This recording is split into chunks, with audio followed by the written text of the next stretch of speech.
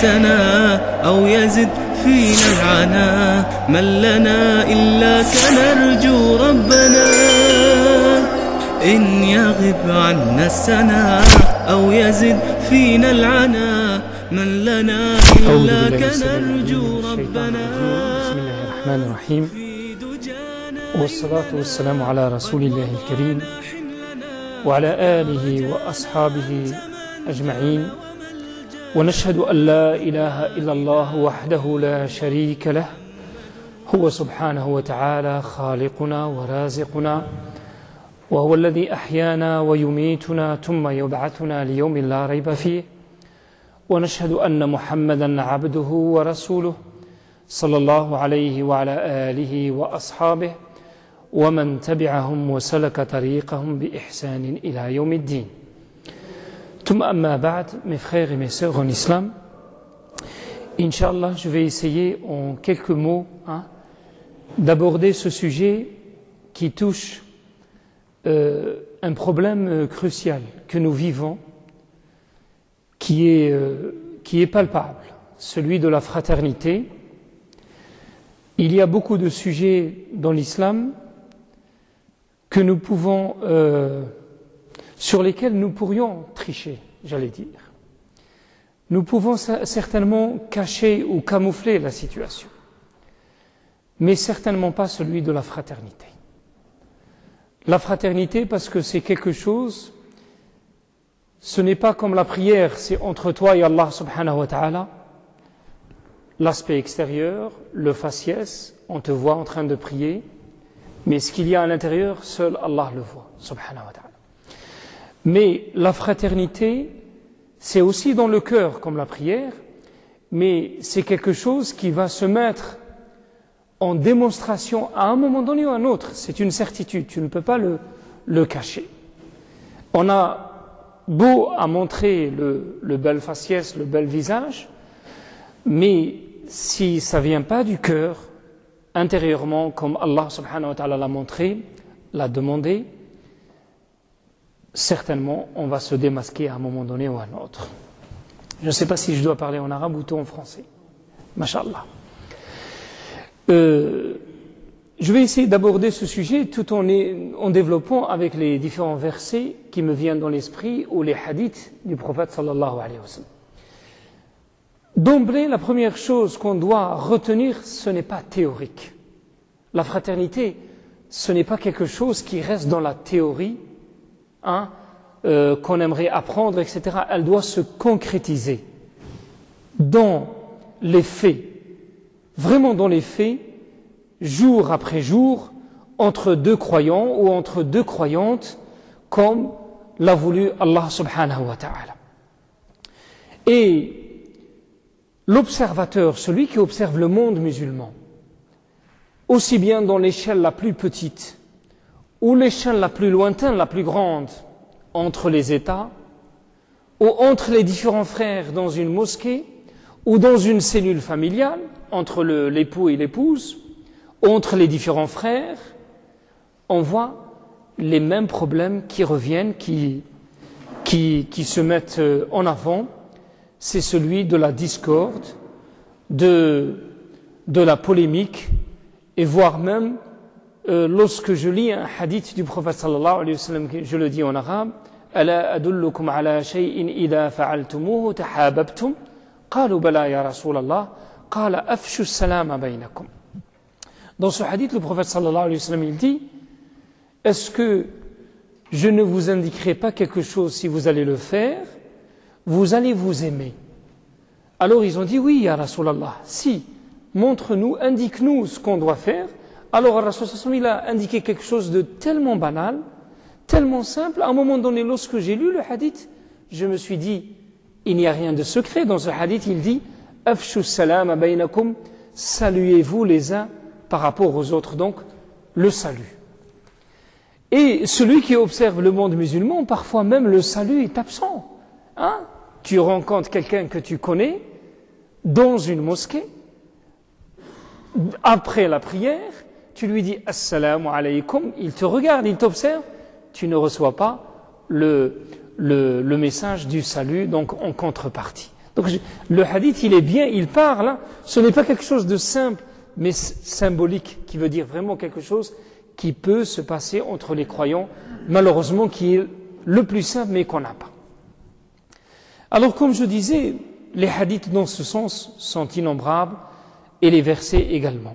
Mais avant de commencer, nous insistons sur quelque chose qui est le plus important dans la vie de chaque croyant et chaque croyante, c'est la sincérité, al-ikhlas.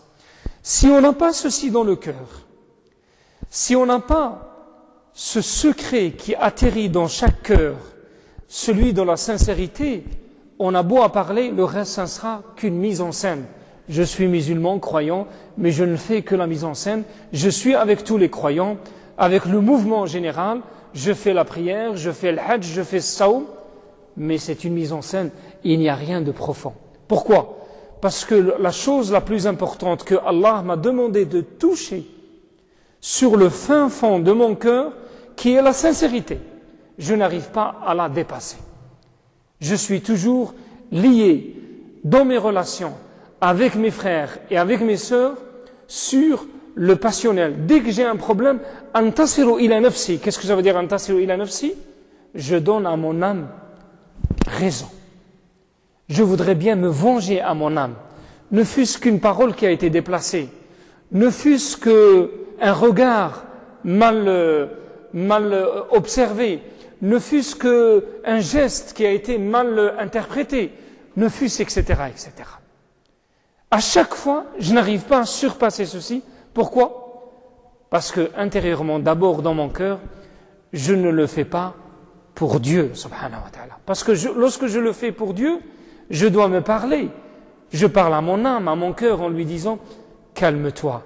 D'abord, si tu vas te venger, si tu vas repousser ou haïr ton frère, ou ne pas répandre le salut, ou faire ceci, ou faire de la même manière, c'est que je suis en train de donner raison à mon ego, à mon passionnel et à mes passions, et je ne le fais pas pour Allah subhanahu wa ta'ala. Donc ça, c'est la chose la plus importante. Et tout ce qu'on voit dans le monde musulman, je dis bien tout ce qu'on voit dans le monde musulman, n'est qu'une répercussion de ce qu'il y a dans nos cœurs. Même au niveau des ulama, même au niveau des imams, même au niveau des États, même au niveau des gouvernements, même au niveau des mosquées, qu'on voit les disputes, les discordes, hein, ou bien dans les salles de prière, entre deux croyants, deux voisins, et même, comme j'avais dit au départ, dans la cellule familiale, c'est le même problème qui revient, c'est celui de la sincérité. Et il nous suffit la parole du prophète sallallahu alayhi wa sallam. Un jour dans la mosquée, un bédouin il va rentrer avec la trace de l'eau sur sa barbe, en train de faire les ablutions. Il rentre directement dans la mosquée et Rasul sallallahu alayhi wa sallam, avant de rentrer, il dit le premier qui va rentrer, c'est quelqu'un qui est parmi les victorieux qui ira au paradis. Et l'événement, l'épisode s'est répété à 3 reprises. Il rentre, un autre jour, Rasul sallallahu alayhi wa sallam, il fait la même prophétie, c'est la même personne. Une 3e fois, c'est la même personne. Un monsieur tout le monde, ce n'est pas quelqu'un d'exceptionnel. Vraiment monsieur tout le monde, quelqu'un d'ordinaire. Alors, Abdullah ibn Amr ibn al-As, le fils de Amr ibn al-As, et Amr ibn al-As, c'était quelqu'un qui haïssait le prophète sallallahu alayhi wa sallam. Il le dit, la personne que je haïssais le plus, c'était le prophète sallallahu alayhi wa sallam. Lorsqu'il était mécréant, païen, et c'était parmi les 2 émissaires qui sont partis en Abyssinie, hein, Al-Habasha, l'actuelle Éthiopie, pour repêcher les exilés, les croyants, les migrants qui sont partis, qui ont fui la persécution. Ils étaient au nombre de 80 et quelques, et leur chef était Ja'far ibn Abi Talib. Et lorsqu'ils ont fait la démonstration, et le roi leur a demandé de donnez-moi les arguments, alors celui qui a parlé au nom des musulmans, au nom des croyants, c'était Ja'far ibn Abi Talib. Et lorsque le roi il a pris la décision de dire « Je suis un homme juste, ce sont des croyants très proches de notre foi qui est les chrétiens, alors je ne vais pas les restituer au prix d'une montagne d'or. » Pourquoi je rappelle cet épisode? Amr ibn al-As, il a dit, je vais quand même dire une monstruosité, je vais quand même mentir pour pouvoir les prendre. Le deuxième qui était avec lui, Ibn Rabi'a, il a dit, mais non, ce sont nos siens, il y a un lien de parenté entre nous, on ne va pas dire des mensonges et des calomnies à leur rencontre. Il a dit, je vais quand même faire, pour vous donner la personnalité de Amr ibn al-As avant l'islam. Et lorsqu'il épousa l'islam, il dit, il n'y a pas une personne que j'aime aujourd'hui comme le prophète sallallahu alayhi wa sallam, après que je l'ai tellement haï. Son fils, il était présent lorsque le prophète sallallahu alayhi wa sallam, il a parlé de ce personnage, de cette personne qui est rentrée à 3 reprises après ses ablutions. Alors il dit, je suis le bonhomme, le monsieur tout le monde, je raconte une histoire. Il le dit comme ça, je raconte une histoire, et il dit, j'ai un différend entre moi et mon père, et j'ai juré de ne pas passer la nuit chez lui. Est-ce que tu peux? Je demande hospitalité. Il lui dit, il n'y a pas de problème. Il passe chez lui 3 nuits consécutives. À la 3e nuit, Salat al-Fajr, il se lève, il dit, voilà ma raison de ma présence ici. Ce n'est pas vrai que mon père, il m'a chassé, ça n'a rien à voir, mais parce que le prophète sallallahu alayhi wa sallam, il a parlé de toi, pendant ton absence, il a dit, la personne première qui va rentrer dans la mosquée, c'est quelqu'un qui ira au paradis. Et l'événement s'est répété à 3 reprises. Alors, et j'ai passé 3 nuits chez toi, je n'ai rien vu d'extraordinaire. Tu ne fais pas la prière de la veillée, tu ne récites pas le Coran abondamment, tu ne fais pas des actes plus que les autres. J'allais dire, tu fais le minimum. Mis à part, il se lève pour faire Salat al-Fajr comme tout le monde, puisque c'est une obligation. Alors, il lui dit, il n'y a que ce que tu as vu, il n'y a rien d'autre. Je ne peux pas te cacher. Ce que tu as vu, c'est bien ça, il n'y a pas autre chose. Alors, Abdullah ibn Amr ibn al-As, il prend sa direction et il va à la mosquée. En sortant, il va le rappeler. Il lui dit, attends, mais il y a juste une chose quand même, sur laquelle j'ai oublié de te dire, mais elle se passe dans mon cœur. C'est quoi? C'est que avant de dormir, j'ai rien dans mon cœur comme gêne ou contrainte, pour qui ce soit dans ce monde. J'ai rien. Mon cœur, il est pur par rapport à tous les humains, je n'ai rien du tout. Alors Abdullah ibn Amr ibn al-As lui dit, c'est vraiment celle-là que je cherchais et pour laquelle nous sommes incapables d'atteindre. Regardez donc toute l'importance de l'ikhlas. L'ikhlas, c'est un secret qui fait des choses incroyables. Je dis bien incroyables. Ce n'est pas par l'abondance des actes. Je dis bien, ce n'est pas par l'abondance de nos actes. Naturellement, Allah nous demande une exigence, c'est le minimum. Le minimum, c'est-à-dire les obligations. Au-delà, Allah subhanahu wa ta'ala nous dit, ce ne sont que des actions surérogatoires, facultatives. Vous serez récompensés si vous les faites. Si vous ne les faites pas, ce n'est pas grave. Mais Allah subhanahu wa ta'ala va nous demander des exigences sur l'obligation. Et vous connaissez le deuxième hadith, toujours un bédouin qui rentre devant le prophète sallallahu alayhi wa sallam, il lui dit, et ça c'est les enseignements fondamentaux de l'islam, vraiment le fondamental, ça. Qu'est-ce qu'il dit au prophète sallallahu alayhi wa sallam? Qu'est-ce que Allah t'a ordonné de nous faire? Il lui dit 5 prières. Il lui dit 5 prières, pas plus. Il lui dit pas plus, 5 prières. Il ne parle pas de salat al-shafa. Il ne parle pas de salat al-witr. Il ne parle pas de la prière de salat al-fajr. Ce n'est pas pour autant que je vous dis ne les faites pas, non.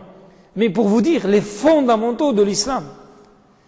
Il parle des obligations comme siyam, les obligations al-hajj, le pèlerinage, l'aumône pour celui qui a atteint le niveau de richesse, donc dans la définition de l'islam, le minimum.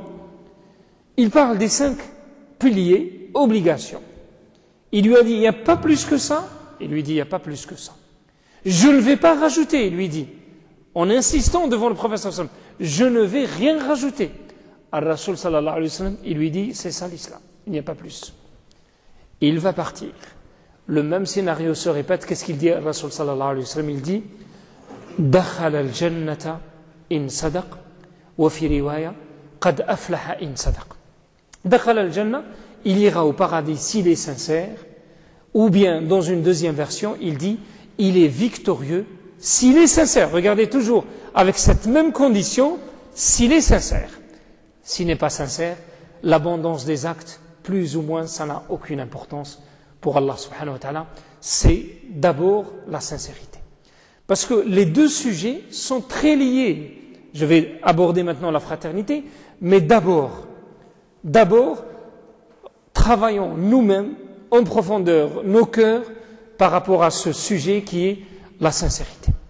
Et on voit beaucoup de problèmes pour des choses, je ne vais pas dire futiles, mais je vais dire qui sont secondaires, qui sont dans le classement tertiaire, qui sont dans le classement au niveau 4e, 5e, 6e, qui vont causer une rupture irrémédiable, irréversible entre deux frères. Un petit problème. Pourquoi? On n'a pas été patient, on n'a pas classé les priorités, que la fraternité avec mon frère, elle vaut beaucoup plus que tout ce que je peux imaginer. Tout ce que je peux imaginer. Et d'ailleurs, notre faillite aujourd'hui qu'on est en train de voir, il est beau de dire c'est la faute aux autres. Les Palestiniens, ils sont en train de dire c'est la faute aux Juifs. Et en Afrique, on parle d'Al-Mubashirin, hein, d'accord? En Inde, on parle des hindous, hein? Et dans les pays arabes également, on parle toujours des problèmes ou des occidentaux ou des autres. Ça, c'est la nature de ce monde. Cette nature, elle est faite, Allah il a créé des gens dominants et des gens dominés. Les gens dominants ne vont pas donner de cadeaux pour les gens dominés.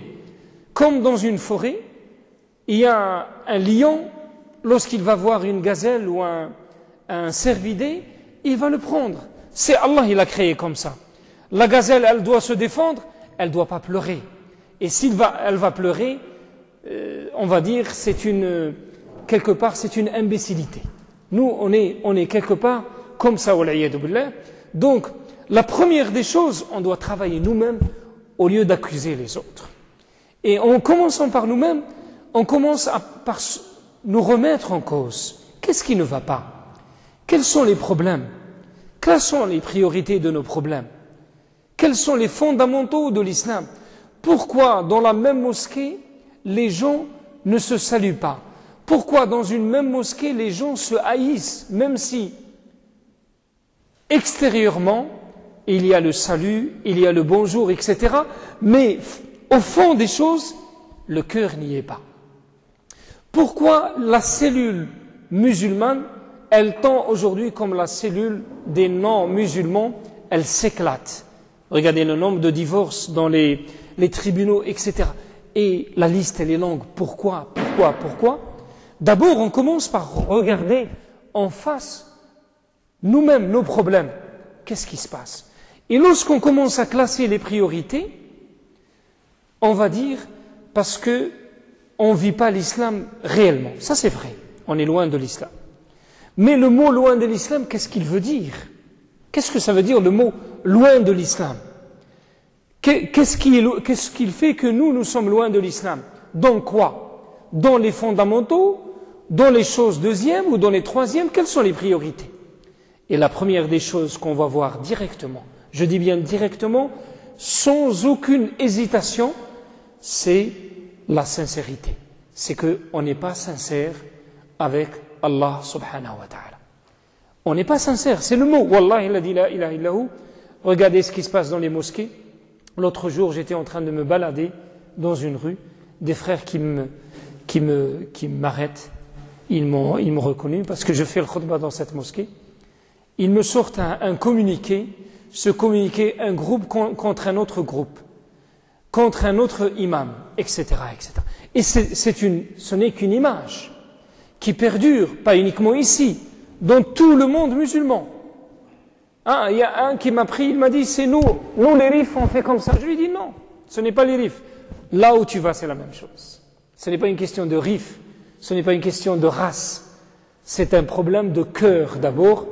Les cœurs ne sont pas là nous sommes que superficiels avec l'islam. Je dis bien que superficiels avec l'islam. Allah nous demande un engagement serein, mais pas un engagement dans les actes avant le cœur.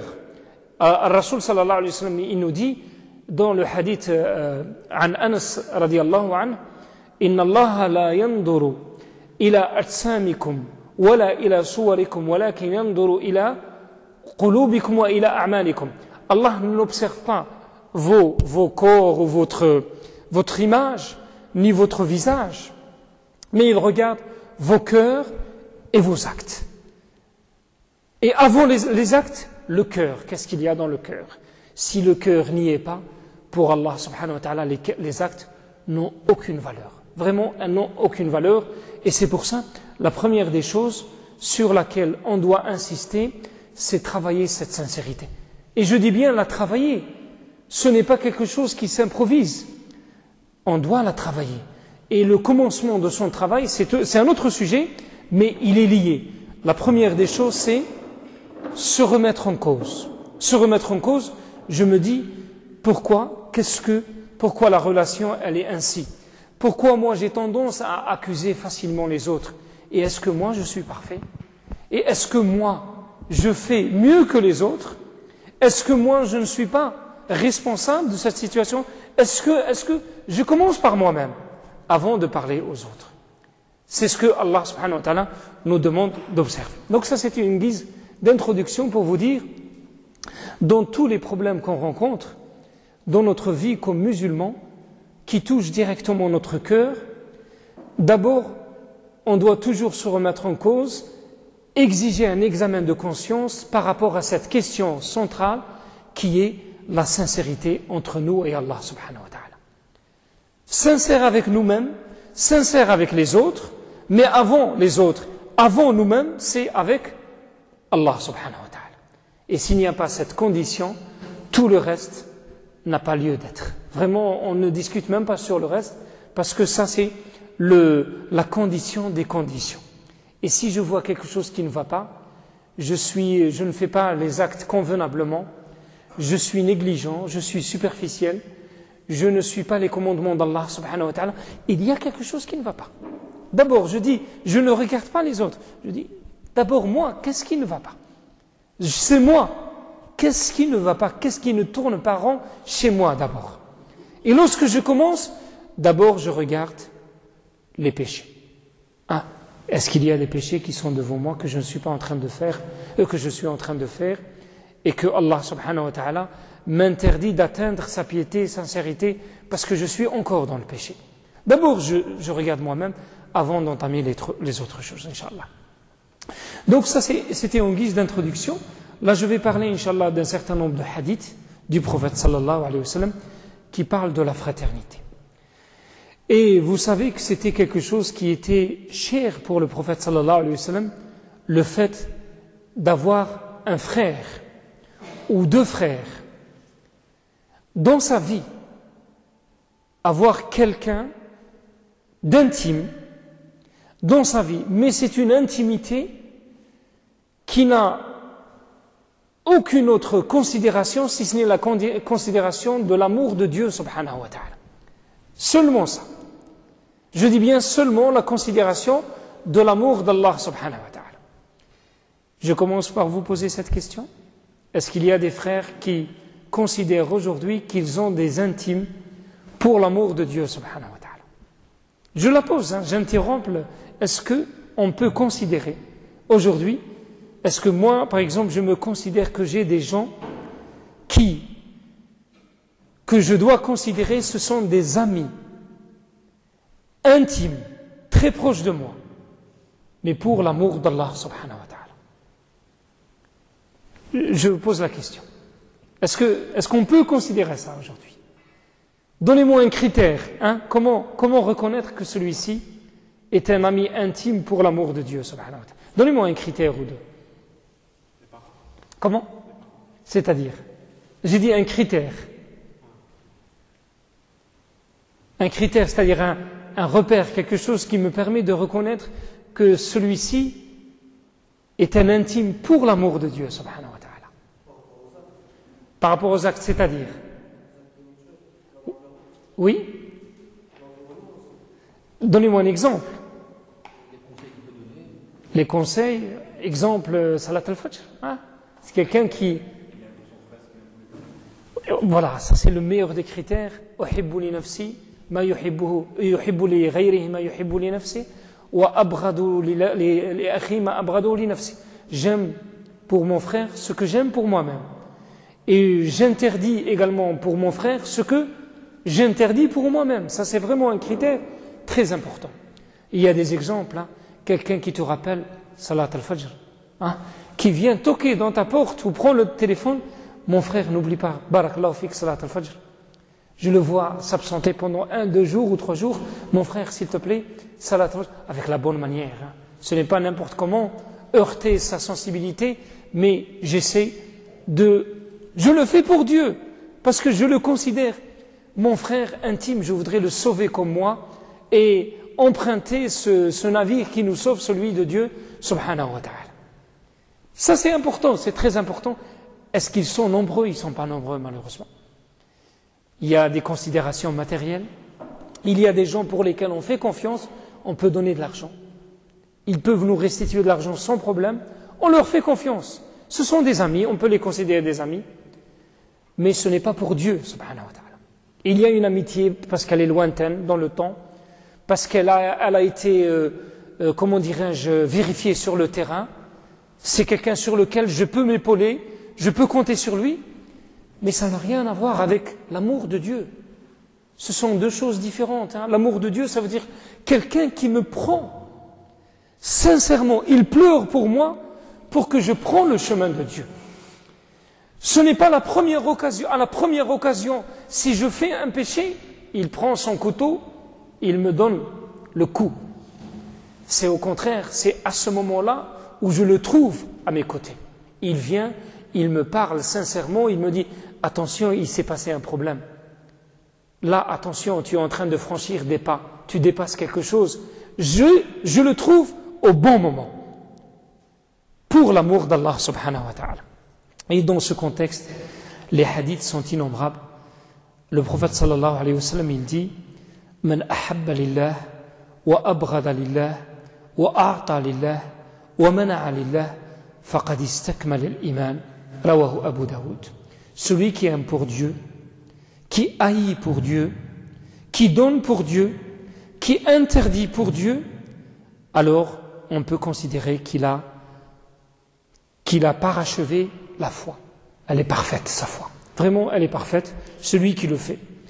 Et dans un autre hadith, le prophète sallallahu alayhi wa sallam, il dit « Inna hawla al-arshi manabir min nur, alayha qawmun libasuhum nur, laysu bi anbiya wa la shuhada, yaghbituhum an-nabiyuna wa shuhada. » Il y a le jour du jugement dernier auprès du trône d'Allah subhanahu wa ta'ala. Dans une tribune, des gens, des croyants, qui seront comme une lumière, sur des tribunes de lumière, sur une place bien lointaine. Vous savez, dans le paradis, ce sont des niveaux. Et les niveaux les plus élevés sont toujours les plus exigeants, ceux qui sont plus méritoires, etc. Et dans ce sens, Ar-Rasul sallallahu alayhi wa sallam, il dit Utlu kama kunta tatlu fi dunya fa inna maqamaka inda akhir ayatin kunta tatluha fi dunya. Récite le Coran, on te demande de réciter le jour du jugement dernier, tu commences à réciter. Quel est ton niveau? Le niveau là où tu vas t'arrêter, là où tu as récité dans la vie d'ici-bas. Si tu as récité beaucoup le Coran, tu vas t'élever dans les niveaux plus élevés. Et le prophète sallallahu alayhi wa sallam dit la différence entre un niveau et un autre, comme l'étoile la plus lointaine que vous êtes en train de voir. C'est vraiment quelque chose d'inimaginable, mais qui existe réellement auprès d'Allah subhanahu wa ta'ala. Alors dans ce hadith, qu'est-ce qu'il dit? Il dit yaghbituhum al-anbiya wa shuhada. Yaghbituhum al-ghibta. Qui sait ce que ça veut dire le mot ghibta? Ils vont les envier. Qui? Les martyrs et les prophètes. Ils vont les envier. Ils ne sont pas à leur niveau. Qui? Des martyrs Et des prophètes, ils n'ont pas atteint leur niveau. Les envier, mais une envie, pas une jalousie mortelle. Je voudrais prendre ta place. Non, je voudrais être avec toi à ta place, c'est différent. Mais ils ne vont pas mériter leur place. Regardez. Alors, يغبطهم النبيون والشهداء فقالوا يا رسول الله صفهم لنا. Les compagnons, ils ont dit, alors, donne-nous une indication. Qui sont ces gens-là? Alors, le Rasul sallallahu alayhi wa sallam, il dit, فقال المتحابون في الله والمتجالسون في الله والمتزاورون في الله رواه النساء. Ce sont ceux qui vont s'aimer pour Allah, ceux qui vont s'asseoir pour Allah, ceux qui vont se rendre visite pour Allah subhanahu wa ta'ala. Pour Allah. Il n'y a pas de considération matérielle. Uniquement pour Allah subhanahu wa ta'ala. Regardez leur niveau. Imaginez, c'est quelque chose d'extraordinaire. Très important. Le jour du jugement dernier, la valeur, il n'y a pas de valeur pour ça. Puisque même les prophètes, même les martyrs vont espérer prendre cette place, elle ne sera que pour cette catégorie. Et là, je me rappelle, c'était pas ici, c'était dans le bled, c'était l'imam chez qui j'ai appris le Coran, je me rappelle. Il était malade, on lui a rendu visite dans l'hôpital. Il était dans une position couchée comme ça, il s'est mis sur la position assis. Dans l'hôpital, je me rappelle, il nous a dit, c'était un pauvre, mais très gentil, très dévoué pour la cause, etc. Très pauvre, je me rappelle, ça fait 20 ans ou plus. Alors il m'a dit, Wallah, il a dit la ilaha illahu, comme ça, il a juré du fond de son cœur, on va se voir sous le trône d'Allah subhanahu wa ta'ala, parce que vous êtes venus pour me rendre visite pour l'amour de Dieu subhanahu wa ta'ala. Il a dit du fond de son cœur. Je me rappelle à jamais ce mot-là, combien que c'est important des gestes qui sont banals, mais qui ont beaucoup d'importance auprès d'Allah subhanahu wa ta'ala. Une visite symbolique, mais c'est une visite qui ne s'inscrit pas dans un autre but, si ce n'est le but pour Allah subhanahu wa ta'ala. Combien d'entre nous qui disent, tiens, tel ne vient plus à la mosquée, tel il est malade, on va faire un geste, tel il a des problèmes avec tel autre, comment on va essayer d'arranger la situation? Tu le fais pour Dieu subhanahu wa ta'ala, tu ne le fais pas pour autre chose, tu te casses la tête, tu fais les efforts pour Dieu. Je me rappelle également une histoire, c'est un frère, il dit, des gens, des Arabes qui vivent là-bas sont venus ici en touristes, ils ont pris une location chez une dame, et puis à la fin ils n'ont pas payé, ils sont partis. Eh bien, celui-ci c'est un pieux, il demande location chez la même dame, elle lui dit, jamais de la vie, vous êtes des voleurs, etc., etc. Elle avait raison quelque part, puisqu'elle a vérifié quelque chose. Alors il lui dit, je paierai d'une manière anticipée, je vais payer. Toute l'année, il paye. Un peu plus cher, il le fait fi sabilillah. Écoutez bien, fi sabilillah, il le fait.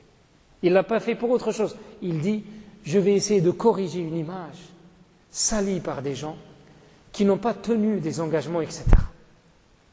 Mais le plus important, sa démarche, elle s'inscrit uniquement fi wajhillah subhanahu wa ta'ala, pour l'amour d'Allah subhanahu wa ta'ala. Alors il paye. Il reste une année, ou presque. Il lui parle de l'islam. Ce sont des gens qui se sont trompés, et elle voit des choses en lui qu'elle ne voit pas chez les autres. Il y a une différence. Il y a des différences parce que c'est quelqu'un qui vit pour Allah subhanahu wa ta'ala. C'est quelqu'un qui est engagé, qui a un but dans la vie, qui sait qu'il y a des exigences, qui sait qu'il y a un Dieu, qu'il y a une religion véridique, il y a des comptes, il y a un jour du jugement dernier. Il vit pour Allah subhanahu wa ta'ala. Il n'a pas ménagé d'efforts, il n'a pas oublié de ménager d'efforts pour lui parler de l'islam, etc. Mais la sale image, elle était toujours là, la perturber, la dame, une vieille dame. Mais à la fin, donc, il a terminé son, comment dirais-je, la location, donc le temps imparti est fini. Il allait partir, en faisant les adieux. Al-Alim, il rapporte, il dit, La dame, elle commence à pleurer. Et elle lui dit, je te donne un conseil, je ne vais pas épouser ton islam, ta religion. J'ai tellement aimé ta religion, mais Allah peut-être n'a pas encore ouvert mon cœur, mais je te donne un conseil, tiens bien de cette religion, tiens bon jusqu'à ta mort, c'est quelque chose de très important que tu tiens dans ton cœur. Et il dit, elle a pleuré pendant les moments d'adieu. Pourquoi? Parce que son comportement, sa sincérité, ça vient du fond du cœur. Le plus important, ça vient d'ici, elle sort. Et elle fait des miracles. Le résultat, il est spectaculaire lorsque tu fais quelque chose de ton cœur. Tu ne connais pas les résultats immédiatement, mais Allah subhanahu wa ta'ala s'occupe du reste, et il y a dans cela des exemples qu'on peut rapporter. Également par le prophète sallallahu alayhi wa sallam. Dans un autre hadith que vous connaissez tous, sab'atun yudhilluhumullahu yawma la dhilla illa dhilluh, 7 seront sous l'ombre d'Allah le jour où il n'y aura aucune autre ombre. Il a cité rajulun qalbuhu mu'allaqun bil masajid, un homme dont le cœur est attaché aux mosquées ou à la mosquée, c'est-à-dire il aime les mosquées. Aujourd'hui il est là, demain il est là, il aime les mosquées. Alors celui-ci, 1. 2. Rajulani tahabba fillah, on vient pour ça. 2 se sont aimés pour Dieu, ils se voient pour lui et ils se dispersent pour lui. Donc ils se voient, masha'Allah, pour Dieu lorsqu'ils se donnent les adieux ou bien au revoir pour Allah subhanahu. Il n'y a aucune autre considération si ce n'est la rencontre d'Allah subhanahu wa ta'ala. Et je continue donc rajulun anfaqa biyamini hatta la ta'lamu shimaluhu ma tunfiqu yaminu, quelqu'un qui a donné une aumône secrètement si bien que sa main gauche n'a pas su ce qu'a donné sa main droite, tellement c'était dans le secret. Un homme, une belle femme l'a invité pour l'adultère, il a dit akhafullah, je crains Allah subhanahu wa ta'ala.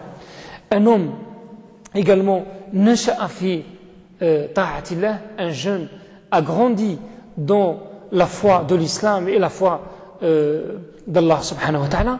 Et puis la dernière, je ne dis pas la plus importante, mais ça mérite que chacun d'entre nous l'expérimente.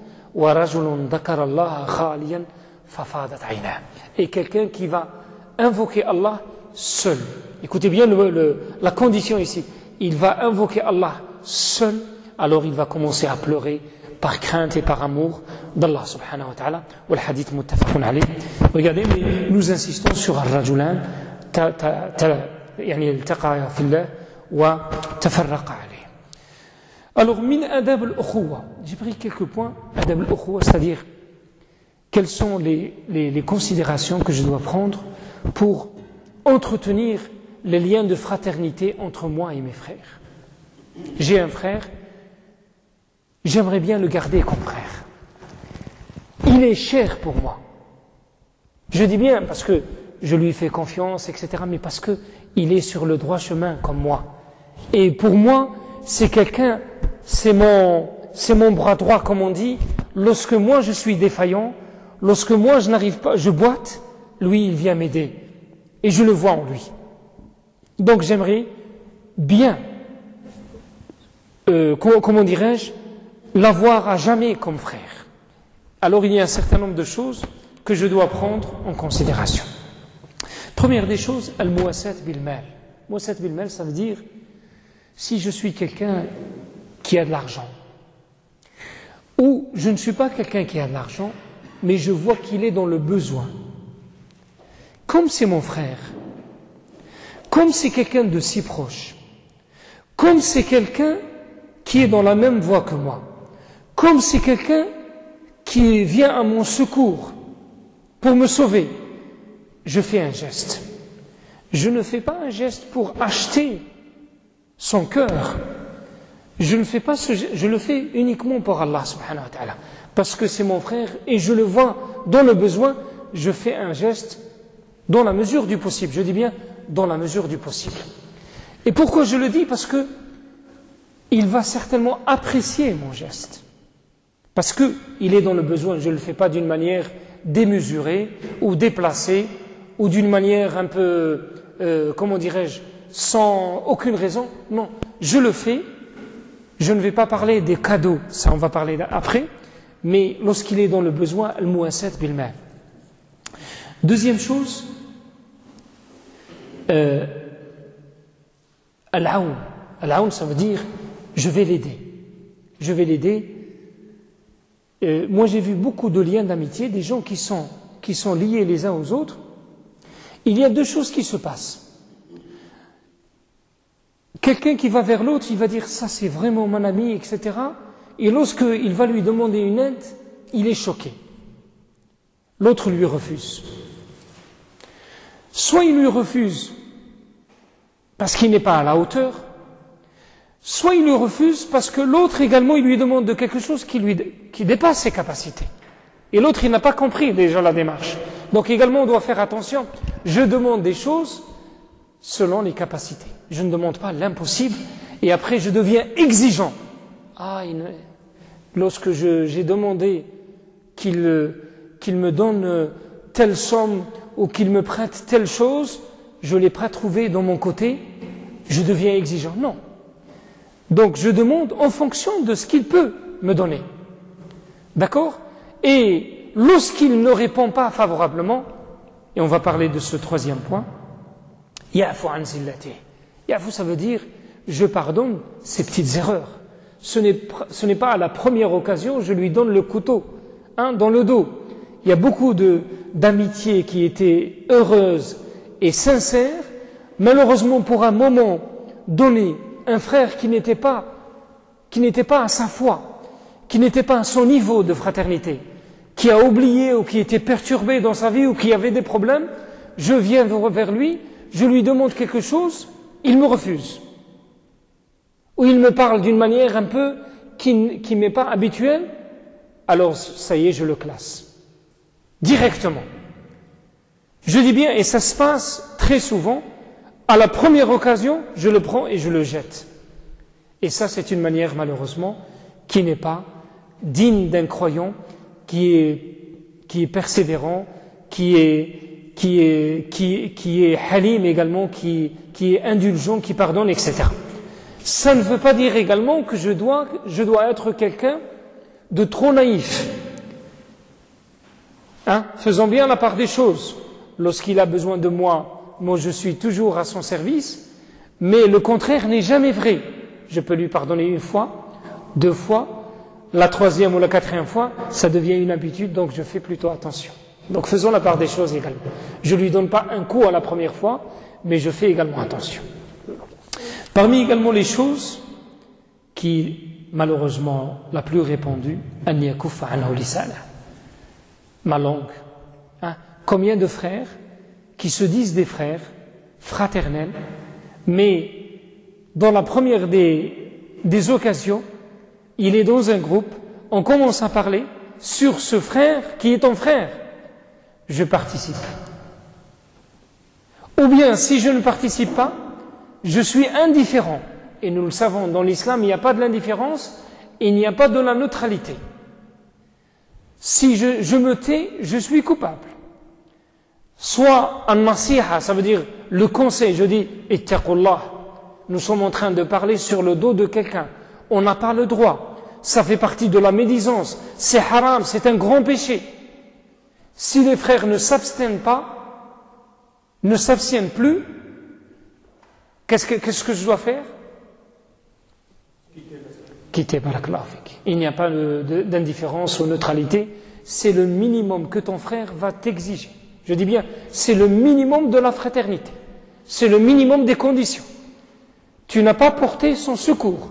Pendant le moment où on est en train de parler sur son dos, tu n'as pas été sincère avec lui.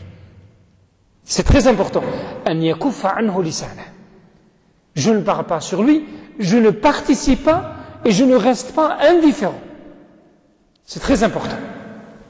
Et si malheureusement je participe, si malheureusement on parle et je me tais, qu'est-ce que je dois faire?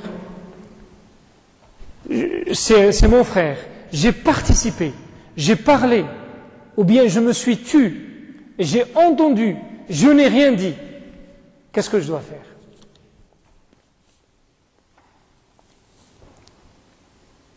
On vient de parler de ça en guise d'introduction.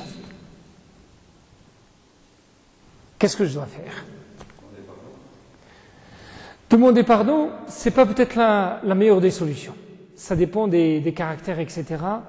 Il va découvrir que j'ai parlé sur lui pendant son absence, avec d'autres, etc. Ça peut faire l'escalade, etc. Ça dépend des caractères, mais vaut mieux que je demande pardon auprès de Dieu. Ça c'est une obligation.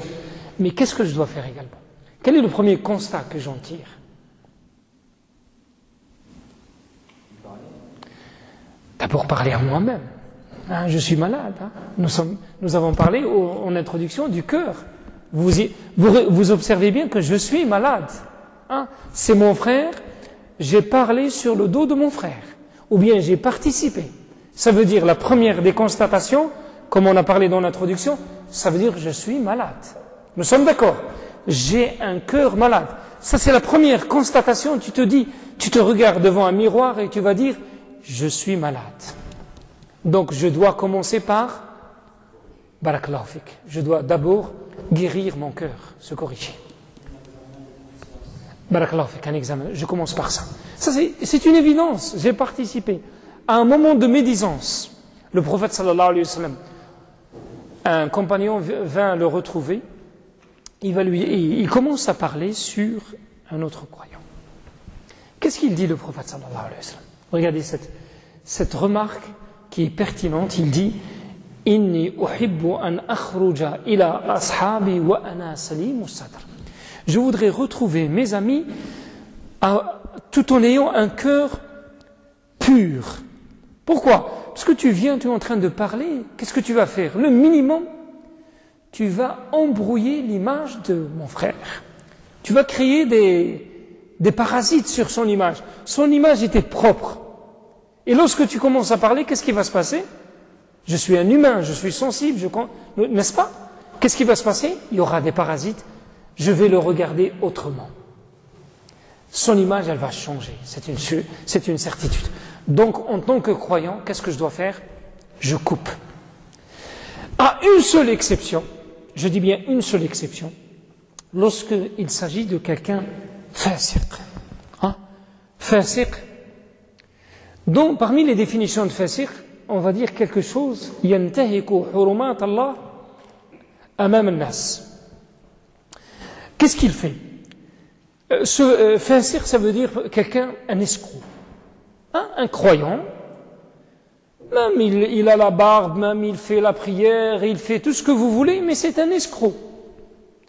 Il vole celui-ci, il fait un autre coup à l'autre, le troisième, et ça existe malheureusement. Ça existe. Ce n'est pas pour autant qu'on va créer un climat de méfiance, non. Mais ça existe. Donc je dois être éveillé. Vous vous rappelez que parmi les 4 qualités ou critères de la prophétie, Allah, lorsqu'il veut choisir un prophète, l'élection d'un prophète, il y a des qualités. Digne de confiance, ne ment pas, al-amana, as-sidq, ad-dukura, c'est un homme, et la 4e, éveillé, c'est quelqu'un d'éveillé, intelligent, il fait attention, d'accord? Ce n'est pas parce que je suis croyant, je suis naïf, je me livre. Allah ne te demande pas de le faire. Tu dois être au service de tes frères. Tu dois être sincère avec tes frères.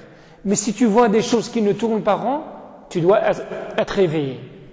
Donc faisons la part des choses. Donc ce genre de personnes existe malheureusement. Et on est obligé de les dénoncer. Et si je participe ou j'entends à cette dénonciation, ce n'est pas un péché. Faisons la part des choses. Ce n'est plus un péché. Nous sommes en train de dénoncer quelqu'un qui, par les faits répétitifs et sans aucun doute, qui se sont passés à plusieurs en même temps, enfin à plusieurs reprises, il n'y a aucun doute possible, on doit le dénoncer. Et pourquoi on doit le faire? Sinon il y aura d'autres victimes, tout simplement. Sinon, il y aura d'autres victimes, donc on est dans l'obligation de le dénoncer. Ça, c'est une exception pour accepter de faire la médisance sur le dos de quelqu'un. Parmi également les choses, al-wafa'u lahu bil-ukhuwa. Al-wafa'u lahu bil-ukhuwa, c'est-à-dire tenir l'engagement de la fraternité jusqu'à la mort, si je peux. Hein, jusqu'à la mort. Al-Rasoul sallallahu alayhi wa sallam, le jour de la conquête de la Mecque, imaginez, hein, la conquête de la Mecque, c'est un moment historique dans l'islam. Les ennemis les plus farouches, la maison de Dieu, ils viennent de prendre tout ça à Rasoul sallallahu alayhi wa sallam. Donc c'est un moment important. Le prophète sallallahu alayhi wa sallam, c'est pas un général. Il rentre comme conquérant sur sa chamelle, en train de réciter une sourate, tout en mettant cette position de prosternation sur sa chamelle. Pourquoi? Tawadu'an lillah. Humble et modeste devant Allah subhanahu wa ta'ala. C'est Allah qui lui a donné cette victoire, ce n'est pas lui. Ce n'est pas lui, c'est très important. Ce n'est pas le général qui lui dit, c'est grâce à moi. Si ce n'était pas moi, c'est la défaite. Non, il sait que c'est grâce à Allah subhanahu wa ta'ala. Ça c'est la première chose. Deuxième chose, qu'est-ce qu'il fait, Rasoul sallallahu alayhi wa sallam? Il laisse tout le monde. Il va dans une petite khayma, une tente, il trouve une vieille femme, il va s'asseoir pendant des heures avec cette femme.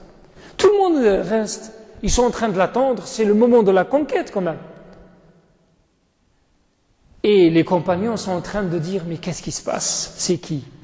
Alors Rasoul sallallahu alayhi wa sallam, qu'est-ce qu'il dit? Il dit, je me rappelle les jours de Khadija radiallahu anha, ma bien-aimée, ma première femme, qui est morte en l'an 10 ou 9 avant l'exil. Et il a passé 25 années avec elle et presque tous ses enfants sont de cette mère. Et celle-là, cette dame-là, c'était une amie elle. Elle est vieille et il voudrait quand même, de par son engagement, son amitié avec son épouse, il lui rend visite, il lui donne tout le temps nécessaire. Il va s'asseoir, échanger les idées, reparler des belles histoires, des bons moments avec Khadija radiallahu anha. Il prend tout son temps.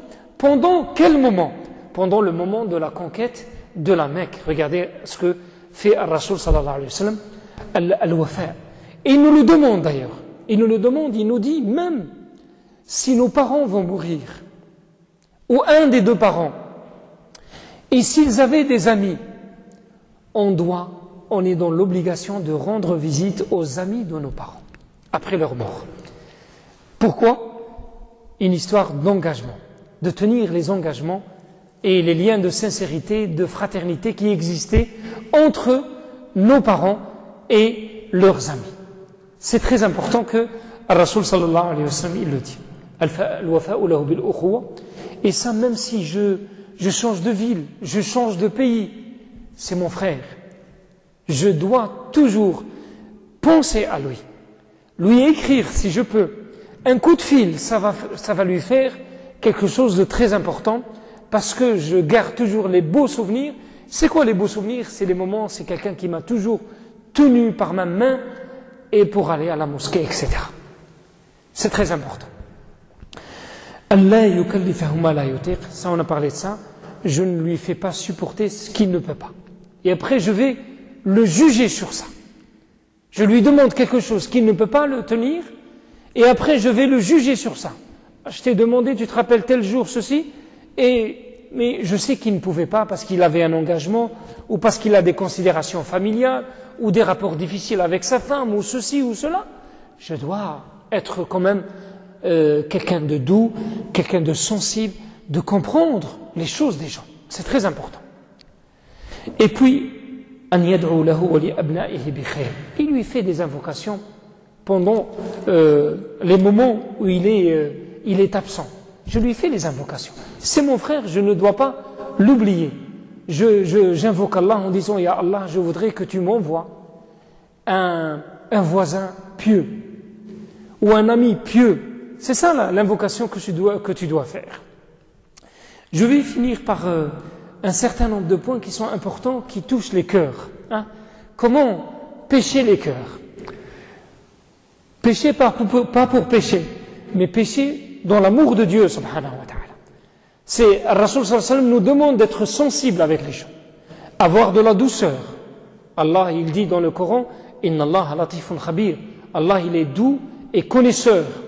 Donc Allah nous demande dans les liens d'amitié, les liens avec nos semblables, les humains, on doit être doux avec la bonne manière, birrifq.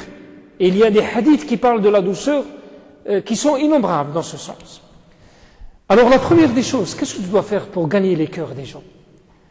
D'abord, avant de commencer, n'oublions pas que Ar-Rasul sallallahu alayhi wa sallam, le Coran le rappelle, il dit وَلَوْ كُنْتَ فَضًّا غَلِيظَ الْقَلْبِ لَانْفَضُّوا مِنْ حَوْلِكَ فَاعْفُ عَنْهُمْ وَاسْتَغْفِرْ لَهُمْ وَشَاوِرْهُمْ فِي الْأَمْرِ. Si tu étais quelqu'un de dur de cœur, alors ils auraient certainement, tu les aurais repoussés ou écartés de toi.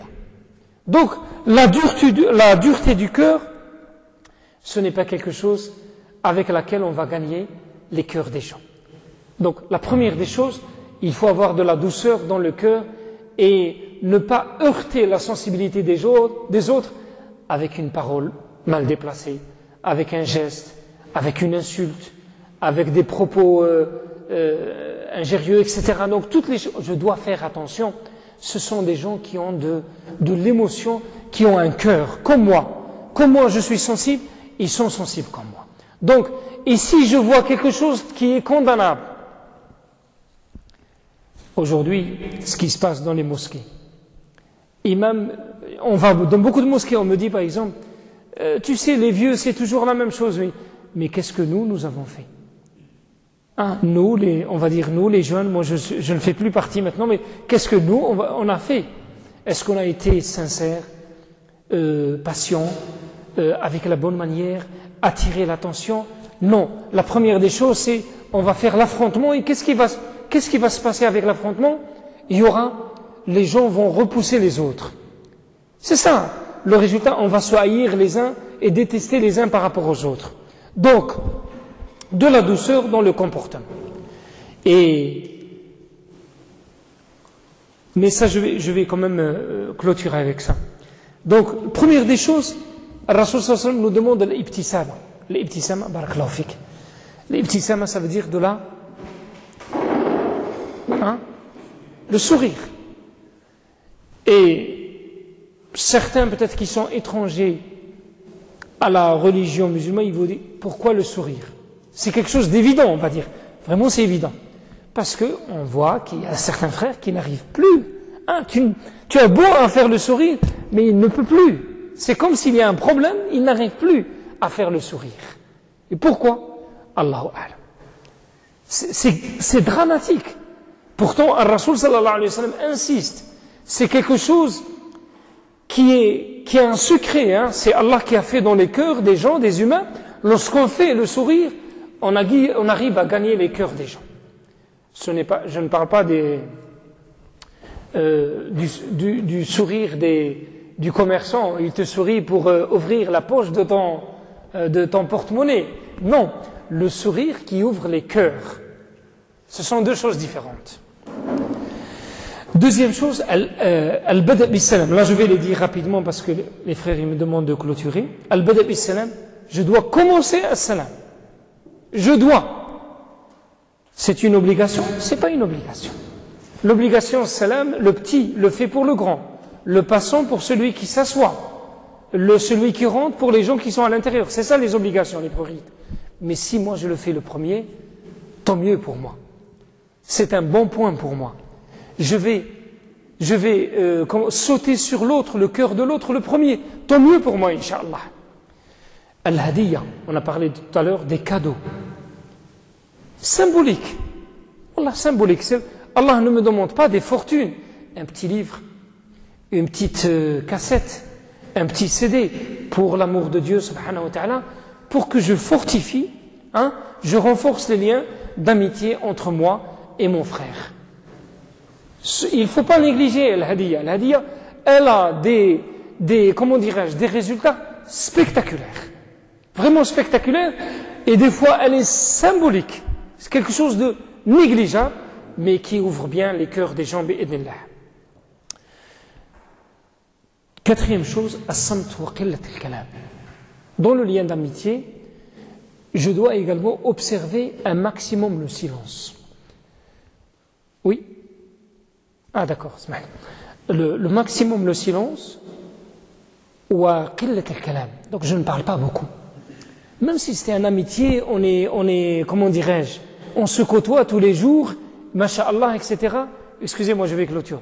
Donc on se côtoie, on se connaît, mais je dois quand même limiter. Pourquoi je dois limiter? Parce que parler beaucoup, les ulama ils disent, c'est augmenter les chances de dire des bêtises et des choses déplacées.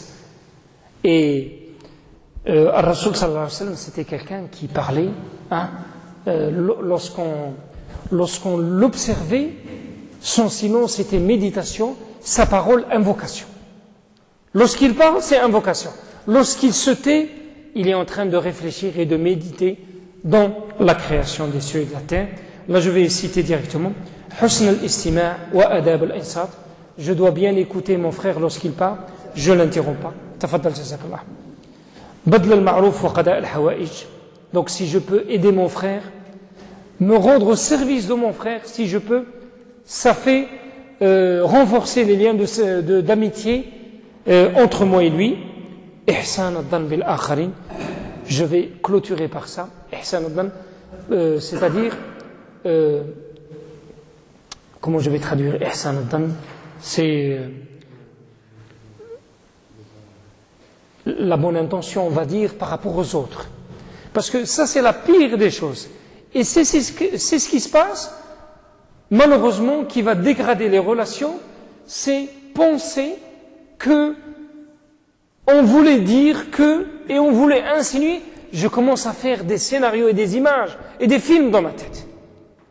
Non. Même si j'ai quelque chose, non. Uhsin ad-dan. Uhsin ad-dan, ça veut dire, je prends les gens comme étant des gens bien. Pour l'instant. Jusqu'à preuve du contraire. Tant que ce contraire n'existe pas, uhsin ad-dan bien. Et malheureusement, la majeure partie des cas où on voit des situations dégradées et des relations qui passent au drame et à la discorde et à la rupture, c'est lorsque je commence à faire des images et des scénarios dans ma tête. Excusez-moi, donc je me suis un peu étalé plus que ce qui m'a été imparti, je pense. Wallahu al-musta'an wa barakallahu fikum.